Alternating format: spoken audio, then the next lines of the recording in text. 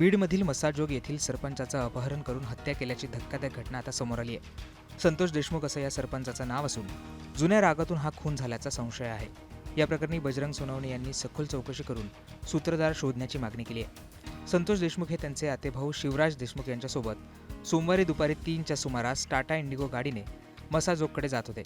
बीड येथील डोनगाव टोलनाक्याजवळ ते आलेले असताना एका काळ्या रंगाची स्कॉर्पिओ त्यांच्या गाडीसमोर आडवी लावण्यात आली।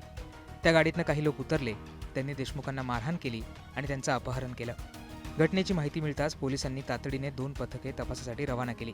पोलिसांना संतोष देशमुख यांचा मृतदेह केस ते नांदूर घाट रस्त्यावर दहिटणा फाटा येथे सापडला। देशमुख यांचं अपहरण केलेली गाडी ही सुदर्शन घुले यांची असल्याचं तपासातनं समोर आलंय।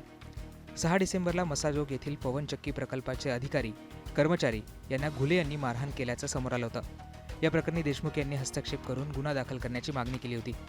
या रागातून त्यांचा खून झाल्याची आता चर्चा सुरू आहे। या प्रकरणातील मास्टरमाइंड शोधून त्यांच्यावर गुन्हा दाखल करण्याची मागणी खासदार बजरंग सोनवणे यांनी केली आहे। त्याच्या पाठीमागचं कारण असं प्रथमदर्शी असं कळतंय की तिथं विंड मिल म्हणजे त्याच्या पवन चक्क्याच्या ज्या टावर बसवले उभे केलेले आहेत त्याचे एक सबस्टेशन आमच्या मसाजोग गावी आहे।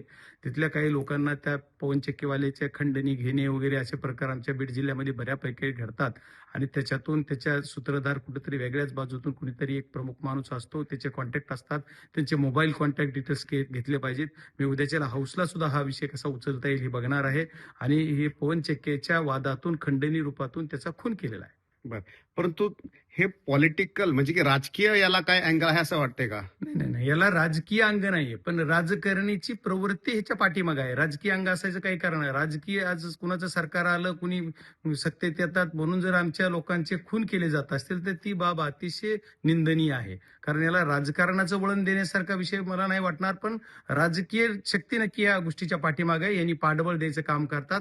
ह्या ज्या लोकांनी केलं या लोकांचे लवकरात लवकर तपास करून त्या लोक कुणाचे संबंधित आहेत आणि त्यांचे कॉल लेटर घेतले पाहिजेत आणि कॉल डिटेल मधून जे कोण त्याच्या पाठीमागे आहे त्यांच्यावर गुन्हा नोंद झाला पाहिजे। 302चा गुन्हा होईल, खंडणीचा गुन्हा होईल, पण जे कोणी पाठीमागे आहेत आमच्याकडे खोटे गुन्हे केले जाते त्या खऱ्या गुन्ह्याला तरी न्याय बीड जिल्ह्यात एसपी आणि पोलीस यंत्रणा देणार का? हा माझ्या तुमच्या दृष्टीतून मला महत्वाचा प्रश्न विचारायचा।